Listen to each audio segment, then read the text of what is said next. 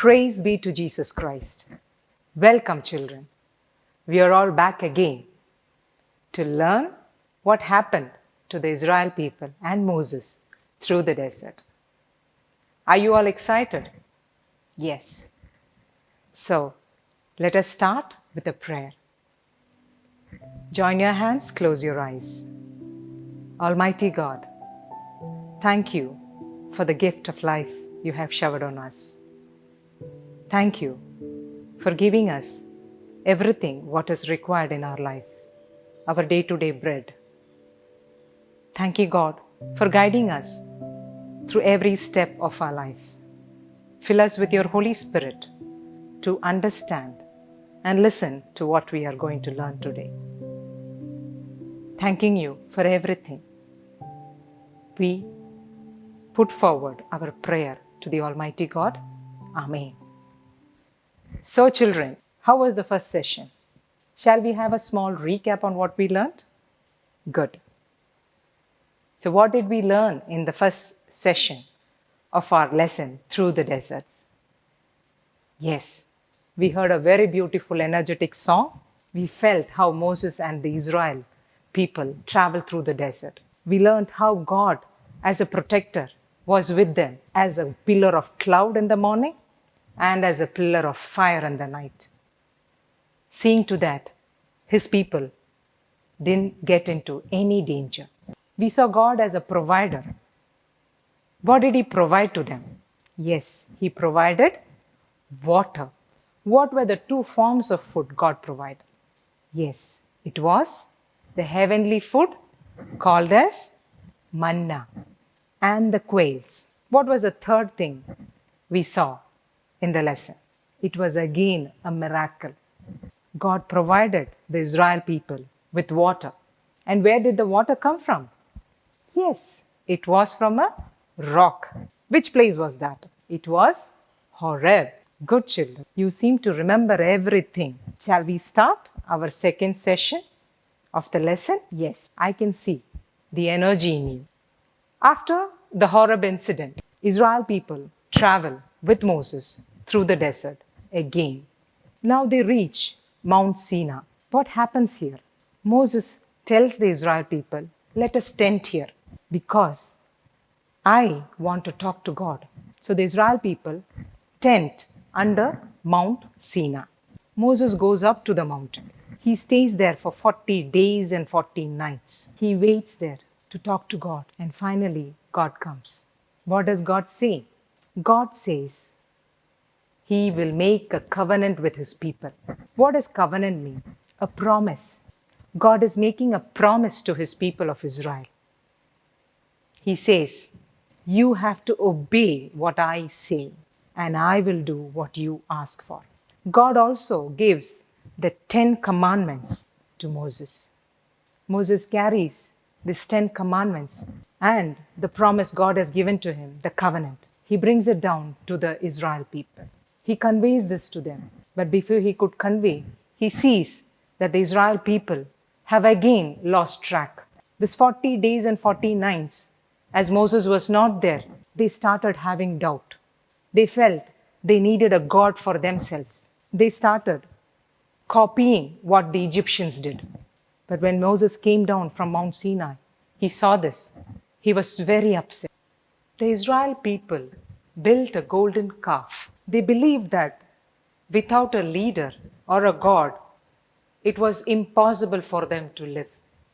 They forgot for a second on all the miracles which had happened in front of them was through the Almighty God. When Moses came down, he was very, very sad. For a second he thought, why? Why, God, have they forgotten you? He was upset. He told them, this is not right. The God didn't redeem you from Egypt so that you can come to a desert and pray to the golden calf. The Israel people realized their mistake. They asked forgiveness. They told Moses, we are sorry. We were misled. Moses said, God is forgiving. He said, God has given a covenant, and that covenant says, if the people obey God, they will be the most possessed people in the world. God had also given Moses the 10 commandments of how a person needs to lead their life. God is becoming a teacher here. The people accept it. They feel sorry for what they have done and they make a promise to God. They will obey. This is how the covenant was set. Children, do you understand what is covenant? It is a promise by God. We too have a covenant with God. God has promised that He will be with us through all walks of our life. We need to realize that. After the Mount Sinai incident, the Israel people and Moses continue their travel through the desert. This time, they are so disobedient that God is very upset with them. Here is where we see God as a punisher. He sends serpents. He sends serpents to the tent of the Israel people. People die of snake bite, by poison. In the Bible, where have we seen the snake? Truly, we are introduced to the snake in the book of Genesis. What does the snake do? Our early parents, Adam and Eve, are polluted by what the snake says. And we lose the Garden of Eden. So here again, the snake is being sent to punish the Israel people. Why is God punishing the Israel people, His most beloved children? Why? God wanted to make them realize that faith needs to be very, very strong. The people come to Moses requesting, please pray to God and take away this punishment. Moses prays to God and seeks a way out. God said, build a snake and put it on a pole. Whoever sees the bronze snake will be alive again. Moses did exactly as what God said. Whoever had faith looked at the bronze snake and they were alive again. God is so merciful that though the Israel people had been doubting Him every second of their journey, God forgave them and was with them to continue the journey. So this is how the wrath of God is displayed. This incident also teaches us the mercy of God, the love of God. He once again shows Himself as the Redeemer. The next we go to the tent, a tent of meeting. Moses always interacts with God. And how does he interact with God? He builds a tent away from the Israel people. And he always goes to the tent to talk to God. When he goes to the tent, Israel people wait outside in prayer. They know God Almighty is in the tent along with Moses. When Moses enters the tent, the Israel people witnessed the cloud coming down and surrounding the tent. They all bow down in prayer. They knew God was present there. Moses used to talk to God as we used to talk to friends. God was there listening to Moses with all the needs of the Israel people, the worries, the grumbles, the murmurings, everything. God listened very patiently and gave solutions to Moses. Israel people believed on this. What does this tent of meeting remind us in the present day? Can anyone guess? Where do we go when we are in trouble? The church, where God is present, where we talk to Him like our friend, where we interact with Him of everything, whatever is happening to us in a day-to-day life. The tent of meeting depicts the present church. So what do we conclude after going through this lesson? We have seen God as our Redeemer, as our protector, as our provider, as our teacher, as our friend. We have seen the wrath of God. We have seen the mercy of God. That's all we have seen through this lesson. It is how we take it. Moses and the Israel people had a goal. And what was the goal? The goal was the promised land. We as Christians have a goal in our life. And what is our goal? Our goal is eternal life, the salvation. Who redeemed us from the slavery and bondage of sin? Our Jesus Christ.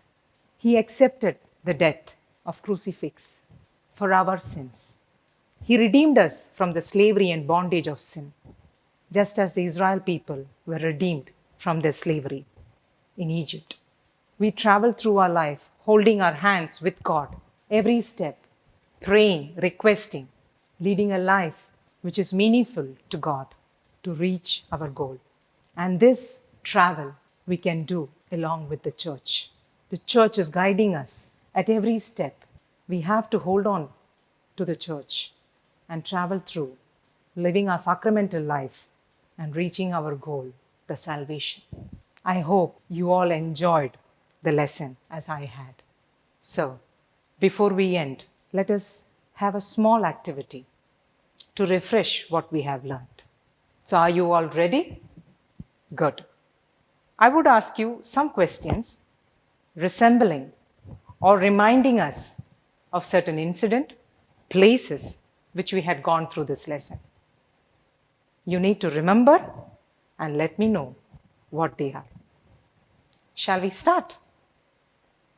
So children, are we ready? Let us start the activity. The first question. Name the heavenly food God provided to his children. Yes, manna and quails. Rightly said. Now the second question. Where was the water bitter? The place, Maran. Exactly. God quenched the thirst of his people the second time. Where was it? Right, Horeb. Name the mountain where Moses spent 40 days and 40 nights to meet his God. Mount Sinai. Good. We go to the fifth question. At Mount Sinai, God made a dash with the Israel people. Fill in the blank. Exactly. It was a covenant. How many commandments did God give to Moses? Good. 10. God punished Israel people. What did he send to punish them? Serpent. Very good, kids. The last question. What does the tent of meeting relate to us in our present days? Rightly said, the church. I am happy, children. You were able to answer every question asked. The excitement has been felt till the end. We come to the end of our class. Through the deserts. Let us thank God on all what we have learned. We complete this class with a small prayer, thanking God for giving us this opportunity to learn about his mighty deeds. Thank you, Almighty God, for filling us with your Holy Spirit, for making us understand what a wonder you are.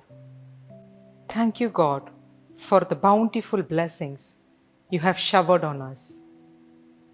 As you have redeemed the Israel people, you have redeemed us from the bondage of sin. We thank you, God, for filling us with your Holy Spirit to understand what we have learned and also helping us to practice the same in our life. We thank you once again, deep from our heart. Amen. So children, as I said, we come to the end of our class. I'm happy that you were all energetic, listening to the complete class. Thank you, children. Praise be to Jesus Christ.